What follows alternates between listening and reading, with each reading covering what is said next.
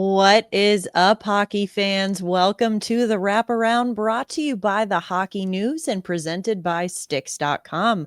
I'm your host, Emma Lingan. I am joined today by Michael Augello and Jake Tye, both of the Hockey News, and we are right around the corner from having actual hockey to talk about. Can you believe it? Training camps right around the corner here. So we've got lots to chat about today. We're going to bring you all the latest storylines from around the NHL in bite-sized portions. But before we do get into all of that, do want to remind you we are brought to you by our friends at Sticks.com. Why break the bank on sticks when you can get pro-level composite sticks without the pro price tag at Sticks.com? That's STIX.com.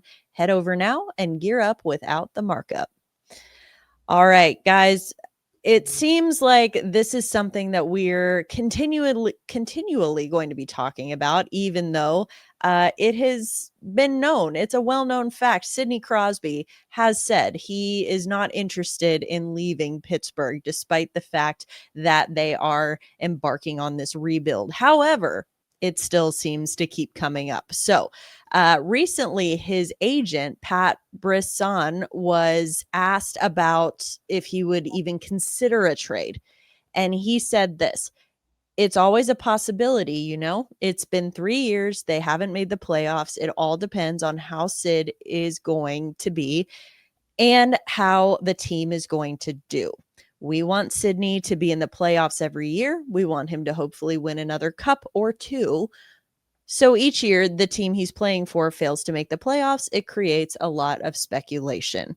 So seems like the door is maybe a little bit more open than it has been in the past, or maybe we're just kind of reading into things here. But Mike, what do you think? What team do you think, if Sidney Crosby were going to agree to be traded, what team do you think could make the best pitch and offer the best return for him?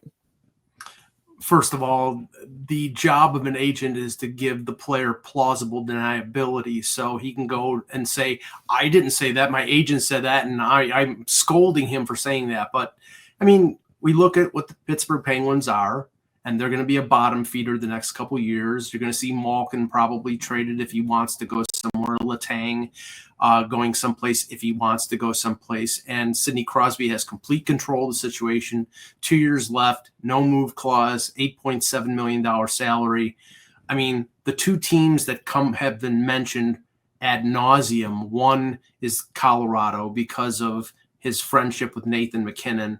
And if you look at them, I mean, you see sort of a number two center hole that he obviously could fill, being Sidney Crosby, and still one of the best players in the league. And the other one, and we've talked about their number two center hole, is the Montreal Canadiens. And he's been he apparently as a kid, he was a Montreal Canadiens fan. So that's been a long time dream of Canadiens fans, is to see Crosby in a Canadiens uniform. Do I think either of them are going to happen? I think the odds are he will not finish his career in Pittsburgh. I mean, he's going to say what he's been saying because he wants to stay in the good graces of the Pittsburgh fan base. But I think they would forgive him for going someplace else, because this team is going nowhere the next few years. Yeah, it's kind of hard to reconcile those two things when you look at the needs of the team versus what Crosby's trying to accomplish in what is presumably the twilight of his career. I mean, Jake, what do you think in terms of teams that could provide a good or reasonable return for him if he were to agree to a trade? Yeah, I think Michael's right on with Montreal. I think they just have so much to offer in terms of prospects. They have NHL ready guys that they would be willing to give up in a trade, like Jake Evans. He could slide right into a meaningful role at Pittsburgh. And then, of course, Crosby could get into a second line role there. And they do have cap space with making some moves and stuff like that. So they would have the cap space to get him. And I could see them trading Reinbacher and some of their other high-end prospects to get a deal done. So, yeah, I think Montreal, if he's going to go anywhere, I could see it definitely being Montreal. All right. Well, that is going to be a storyline to keep an eye on, whether Crosby stays in Pittsburgh, and if he doesn't, where does he end up? I think Montreal makes a lot of sense for all the reasons that you guys just stated. So we're definitely going to keep an eye on that. Moving on, this is an interesting one. Dustin Wolf, who was a Calder Trophy finalist last year, he signed a 7-year, $52.5 million extension with the Calgary Flames this week. So that's worth $7.75 million AAV. So Wolf, he's 24 years old, former 7th-round pick in 2019. He was a Calder Trophy finalist, as I mentioned, this past season. He put together a .910 save percentage and 2.64 goals against for the Flames last season in 53 games played. So Mike, your thoughts on the extension, the term, the AAV? Do you think this is a good bet for Calgary? I mean, this follows along the lines of what Craig Conroy has been doing this summer. He signed Coronado to a long-term extension. Now he has signed Wolf to this 7-year extension. And I think it's a good bet because he's 24 years old. He had a great year. I'm still a little concerned about, him playing major, 55, 60 games. He's a smaller goaltender that seems to wear on those smaller goaltenders a lot more. I've been questioning some of the other signings like Kevin Ball. I didn't understand the AAV on him as a defenseman who's sort of a shutdown guy. But I think it's a good bet, and I understand what Calgary's trying to do. They're trying to recognize young players and they're trying to lock them up long term. And that is what teams that are probably going to be on a budget have to do to survive in this league. Yeah, it's interesting. You see the way that goalies are going, or the way that teams in the league are going, with more of a tandem situation in net. But that's a pretty big commitment that they made to their rookie goaltender. Jake, what do you think of the signing? Do you think this is a good deal for Calgary? Yeah, I think the biggest thing that stood out to me was his final stretch down. I think it was his last 9 games. I think it was only one regulation loss, 5-1-3 in his last 9 games. I think it was a .912 save percentage. So like he was really good down the stretch. Obviously had his name kind of in the Vezina conversation, not obviously really, but he's kind of in the conversation towards the end of the season there. And I think as the salary cap grows and it gets bigger, I think it could end up long term being a better deal for the Flames. But yeah, like you were saying, it's obviously becoming a tandem league. So putting a lot of money towards your goaltender like that is a little bit risky. But I mean, after last year, like he could definitely carry that hot stretch and just take it right into this year and become a solid goalie. And you can never have enough good goaltending in this league, as we've seen. And we're going to talk about goaltending in a little bit, Mike. When I got a question for you about your Sabres. But before we get to that, Jake, I want to ask you about the Red Wings. So looking at this team, Marco Kasper, he was a player who had a really solid rookie season for the Red Wings last year, especially once Todd McLellan joined the organization. So Kasper had 17 goals from the time that McLellan was hired on December 26th. His 17 goals from that point on led all rookies in the league, and he had 30 points in his final 48 games. So do you think that kind of set Kasper up for a potential breakout season this year, or is that maybe more of a flash in the pan from him? Yeah, I think the biggest thing that was so interesting about his performance kind of down the stretch last year was just his line with DeBrincat and Kane. Like they were so effective. I think they played just under 200 minutes together over 30 games, the final 30 games, and they were the most effective unit on the entire Red Wings throughout the season. I think they were a net rating +4, I think, on the year, which was the most effective forward line in the entire Red Wings season. So it was really impressive just to see him kind of take that step with 2 obviously veterans that are kind of helping him out. So I think another year with those 2, hopefully, fingers crossed, they keep that line together, because obviously they don't know with that top left wing spot who's going to take that role. But I'd really love to see Kasper in that role again with those 2 guys on the second line. Mike, what do you think? Do you think that this is maybe a sort of under the radar breakout candidate for this year for the Red Wings, and how much do you think they need it with this whole Yzer plan still yet to come fully to fruition here in Detroit? Well, Steve Yzerman is crossing his fingers and toes because he added Mason Appleton and JVR in free agency. That's not exactly adding a boatload of offense. So he's hoping that Kasper and maybe somebody else, another younger player like a Nate Danielson or Brad Zignigard or somebody else contributes some offense, because it's been clear over the last couple of years, Lucas Raymond and Dylan Larkin can't do it all by themselves. And, Patrick Kane is not the Patrick Kane that won MVP. So they need offense. They've shored up their goaltending with John Gibson, but they need to score. And in that Atlantic Division, they need to score more to make the playoffs.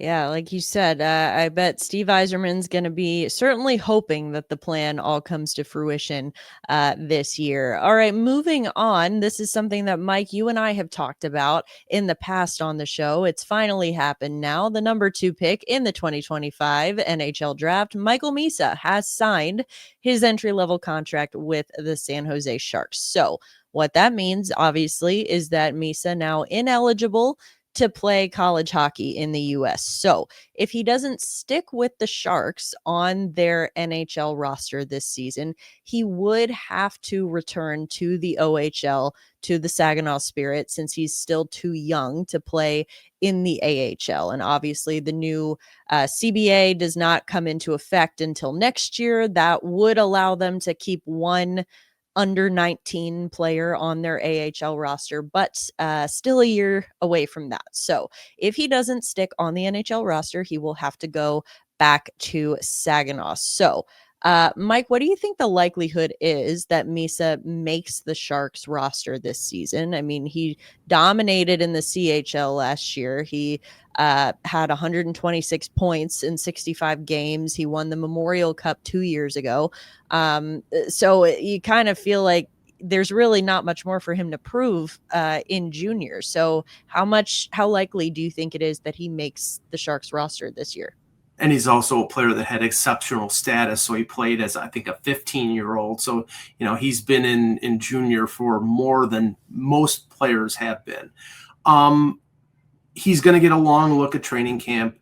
They're going to give him every chance. He may even get NHL games. It could be a situation where they play it out and stretch out 9 games like Seattle did with Shane Wright back in the day, and then send him to Team Canada's World Junior Camp, and he goes and plays in Minneapolis, and then at that point, maybe he comes back to San Jose, maybe he goes back to the OHL. And with Shane Wright, he was traded from Kingston to Windsor, a team that was competing for the Memorial Cup. So it might be a situation where they force him to go someplace where he can have a lengthy playoff and Memorial Cup experience. Yeah, that's true. It's we're starting to see this a little bit, the likelihood that these young players get their 9-game NHL tryout. That's of course the maximum amount of games before their ELC kicks in at the NHL level. So, Jake, what do you think? Do you think that Misa cracks the Sharks roster this season out of training camp? Or do you think maybe they just give him that limited tryout period? Yeah, I think it's going to be a little bit of what Michael was alluding to, where they do use that 9-game period just to kind of see what he has, see if there's any holes in the Sharks lineup that he can maybe fill. But although I think he is a little bit undersized, I think we're going to see him play a good mix of the both, of playing in the juniors while also playing in the NHL. I mean, it would be great if he was eligible to play some AHL minutes, but obviously we got to wait until he gets a little bit older. But I think a good mix of both would be good for him, just to keep up his confidence in the juniors while also letting him kind of develop more with NHL talent around him. I think that would probably work out best for him. And then like Michael was saying, hopefully ending the year with a Memorial Cup would be huge for him. Yeah, definitely. I mean, the Sharks obviously not expected to be a playoff team this year, so they can afford to be a little patient with him and see kind of how he develops in their system. All right, this is the fun one, the juicy topic that we all have been waiting for. We knew we were going to talk about it today. According to Frank Saravalli, Kirill Kaprizov reportedly declined an 8-year $128 million extension from the Minnesota Wild. So that would be $16 million per year. It would make him the highest paid player in NHL history in both AAV and in total dollars. That said, Bill Guerin has since come out and said, I don't know where that came from. It wasn't from us. It wasn't from Kirill's agent. So we don't know where that came from. So it's a little bit of he said right now, I guess. But regardless, fascinating to see because we knew that this was going to be an interesting storyline to follow along with Kirill Kaprizov and his eligibility now to sign an extension in Minnesota. It's well known that Minnesota wants to get him locked up for the long term, essentially writing him or handing him a blank check, which now is no longer blank. I guess now it had $128 million, and he still reportedly said no. So, with that in mind, Mike, do you think if this report is accurate, do you think it means that Kaprizov wants to play elsewhere, or do you think that the Wild should offer him more than that? I mean, again, it's hard for me to say. I would gladly take $128 million from anyone who wanted to give it to me. So, what do you think about Kaprizov reportedly turning this down? I want at least 129 million. Well, I mean, the thing is, you're talking about 4 million more than Mikko Rantanen got from the Dallas Stars and Mitch Marner got from Vegas. Now, both of those are non-state tax states, so you have to factor that in. Minnesota, I think, is fairly highly taxed, so that would be a factor. But that's the big question, is whether he wants to stay in Minnesota. I mean, we heard the rumors last year about Chicago. We've heard, well, he wants to go to New York and play with Panarin. He wants to go to a big market like LA. Who knows? So there's a lot of smoke and mirrors right now. There was a report out of Russia that Minnesota asked for teams to where he would want to go, but he's got a no move clause. It could end up playing out like Marner in Toronto, where he just says, I'm going to stay here and then I'm going to go where I want to go. So, I mean, right now it's sort of shrouded in mystery. And I mean, I don't know what I wouldn't offer him $16 million on an 8-year deal. I understand why Minnesota would want to, because he's a great player, but he's also been an injury prone player. And, 16 million is more than McDavid. It's more than Draisaitl. It's more than Matthews. He's great. He's not that great. And he's not a center. Yep, not a center. Jake, what do you think? I mean, how much of this do you think is just smoke and mirrors, and how much of this do you think is actually has meat to it, in that he may not want to stay in Minnesota? Yeah, I think Elliot Friedman's recent comments about it were certainly interesting, where he said that, if this is true and he didn't accept the offer, it's probably because they're hearing something like another team has a bigger offer, which, I mean, like Michael was saying, that, probably don't think he should be getting that much money. But like when you hear stuff like that, it also has to perk up the ears of Connor McDavid, who, if he's not going to sign in Edmonton, he's going to want a big deal. So it's all money right now. Everybody's wanting money. It's going to certainly be interesting to see what happens with Kaprizov, especially he puts up such consistent numbers when he's healthy. But it's just going to be hard to see, especially him, wanting to leave. I mean, he built such a good core there. They have a pretty deep lineup, but if he does leave anywhere, it should be to a contender if he's going to go anywhere. Yeah, I mean, it is really fascinating to see the impact he has on that team. I mean, we saw Minnesota had kind of built up, they had banked points earlier in the season. And then when Kaprizov got hurt, you really saw the drop off in their production. And, they kind of snuck in as a wild card team in the playoffs. So definitely going to be interesting to see what happens with Minnesota and their outlook as an organization if he does end up leaving. Speaking of organizational outlooks, let's shift over to Philadelphia really quickly. So, President of Hockey Operations for the Flyers, Keith Jones, and team governor Dan Hilferty held a press conference earlier this week.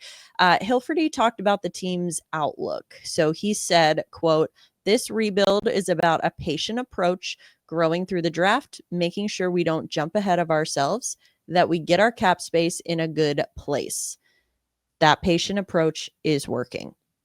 End quote. Now, Mike, how do you feel about this? Do you think that the Flyers have built a foundation to really start being competitive here? I mean, especially with, obviously, they've got a new coach in Rick Tocchet. They have Trevor Zegras now. I mean, how much do you think Philadelphia is really going to be taking a step forward toward being more competitive this year? This year, no. I think they're still rebuilding. They're making up for past mistakes. The situation where they passed on Cole Caulfield, they traded down in 2019 and drafted Cam York and Bobby Brink, and didn't draft Cole Caulfield, who should probably be on the U.S. Olympic team and is a star with the Canadians. They couldn't. They had a bad relationship with Cutter Gauthier, and they traded him for Jamie Drysdale, and I don't think that's really worked out great. But they've done over the last couple of years, they've added Michkov, Oliver Bonk is a good prospect. Luchenko is a good prospect. They drafted Porter Martone. Their problem is the areas where teams need to be good at, goaltending and center. They've got big cavernous holes, and they bring in Zegras from Anaheim, and they're hoping he can be a solution there. And they're taking the shotgun approach with goaltenders, and it's Kolosov and Fedotov and Zabragin, and now they bring in Dan Vladar and Sam Urson. It's like you need one goaltender, not six. So once they take those two situations and solve them, then they'll be a good team. Well, you were talking about Kaprizov being an injury-prone player. I mean, Zegras falls in that category as well. So that's placing a lot of expectations on an injury-prone player with a new organization to really fill a really big hole there. So, Jake, what do you think? Do you think that the foundation for the Flyers is solid enough to really start building towards being competitive? Yeah, I think it's like Michael said, I think it's not good, like not stable yet, but I think it's going to get there. I mean, they got really stable cornerstone pieces up at the top with Michkov, Konechny. I think he's getting a little bit older, but like Oliver Bonk, they got obviously Drysdale and that deal with Cutter Gauthier. Like they have some foundational pieces. I think I would be more curious to see them take a more aggressive approach in free agency, especially next offseason. It's going to be historic with, I mean, if the guys don't re-sign with McDavid and Kaprizov, hopefully they can maybe get a solid goalie, maybe a solid second line center. I mean, and they can I feel like that would be the key offseason for them. And then maybe next year we can come back and say, oh, okay, here come the Flyers now. But I think it's going to be just a little bit longer that Flyers fans are going to have to wait. Yeah, I think, Mike, you nailed it when you said they're still paying for some past mistakes, but if they stay on the right track, they can get there. Of course, we talked about Kaprizov, who's eligible for a new contract, but there are some other pretty big names out there that are going to be eligible for new contracts. One of them, of course, being Jack Eichel. So he's coming off a career year with the Vegas Golden Knights. It's only the second time where he's finished top 10 in scoring. He could be playing on a line with Mitch Marner this year. So that's a chance for him to really kind of up his value to the maximum when it comes to deciding on a new contract for him. So, Mike, what do you think the expectations are for Eichel this year? How important is it that he stays healthy? Sorry if that strikes a little close to home for you being in Buffalo, but how important is it that he stays healthy? And then, of course, what do you think is a fair AAV for his next contract? I would recommend Kelly McCrimmon get him signed before the season starts, because Mitch Marner was one of the reasons why Austin Matthews scored 69 goals. And Mitch Marner probably has something to prove to people in Toronto and other places that he can elevate another player to the level of Austin Matthews. And Jack Eichel isn't as good a shooter as Austin Matthews, but I think he has something to prove, and he could score 50 goals this year if he stays healthy. Healthy has always been a problem with him. He's only played over 70 games 3 times in his career. But he's a great player, and he's won a Stanley Cup. They paid Marner 12. They're going to have to pay Eichel more. He's a center. He's your number one center. The benefit here of an unfortunate situation with Alex Pietrangelo probably not playing ever again is that his almost $9 million is going to go on LTIR. So that frees up a lot of money for them next year when if he becomes an unrestricted free agent. So I would say he's got to be making 13 and a half, maybe close to 14 million with the cap going up over $100 million. All right. Jake, what do you think? Do you think that's fair? Would you pay him more, less? And what kind of term do you think? Yeah, I think that they're going to obviously want to keep him on for the long term. Obviously, center's becoming such a crucial position now. And I think like Michael was saying, I could easily see Eichel scoring 40, 50 goals this year. Like there's goals that, Austin Matthews would score where, it's a lot of skill, but then there's other goals where it's, backdoor tap-ins because Marner's deking through everybody. So I think it's going to be a huge year for him. Like he was saying, I would think Kelly McCrimmon should get the deal done now before, Eichel puts up 100 points and 110 points and 40 goals and just makes them have to break the bank to bring him back. But it's going to be interesting to see what happens with that whole situation, because he could end up making a lot more money than people are thinking if the GM waits out too long. Yeah, that'll be a fascinating one to follow this season. All right.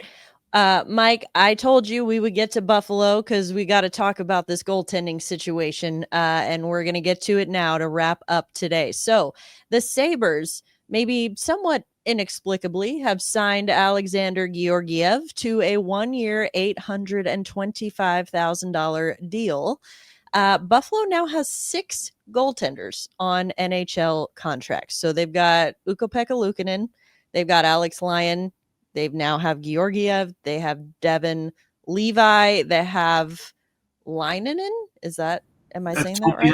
Leonin and Scott Ratzlaff are the 6. Yes. And Ratzlaff. Okay, so 6. Now, earlier I said you can never have enough goaltending, but I may have misspoken. I think 6 might be a little bit too much.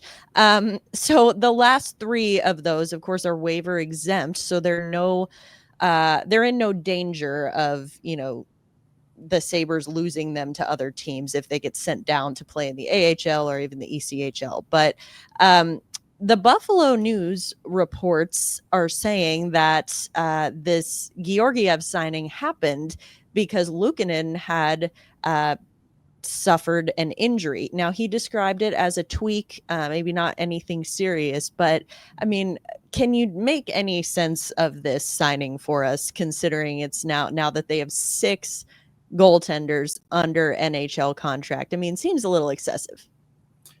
It is, but one of those 2 goaltenders, Leonin or Ratzlaff, could play in the ECHL. So you have 2 goalies in Levi, who everybody had sort of penciled in to go to Rochester, along with one of the other young goaltenders being the tandem in the AHL. And then Lyon and Luukkonen would be the pairing in the NHL. You don't sign somebody on a 1-year, one-way deal, for just insurance.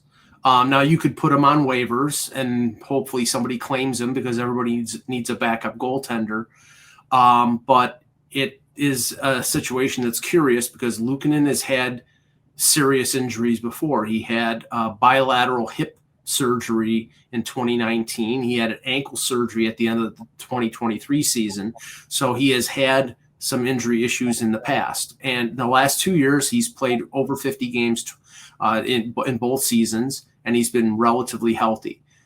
So this coming back, and we don't know exactly what it is. They said a tweak. It could be the hip. It could be the ankle. It could be something else. We don't know. But to sign Georgiev and then to go into the season with Georgiev and Alex Lyon, and as you know, Emma, as the observer from the Western Conference, Georgiev was played to death by Jared Bednar. He had a great year 2 years ago, and then last year, 3 years ago, and then 2 years ago, he was played, I think it was 33 times in the first half of the season, and he was spent. And they really, they wore him to death, and then they ended up dumping him to San Jose in the Mackenzie Blackwood deal. I don't know if he's recovered from that or if he ever will recover from that, but, the Sabres are trying to provide themselves a little bit of insurance because they may not know what's going on with Luukkonen right now. Yeah, it is a little curious. I will say, having watched Georgiev play, especially the last couple of seasons, he's maybe not the guy that you want to be placing all of your hopes and dreams on as a franchise in goal. I think that as far as insurance policies go, there are certainly more reliable options there. But again, you take what you can get. Jake, what do you think of this? I mean, do you think that he ends up, playing a significant role for the Sabres this year? Or do we just maybe wait and see what this injury update is all about for Luukkonen? Yeah, I think that the coaching staff must know something pretty significant if they're going out and adding another goaltender like Georgiev.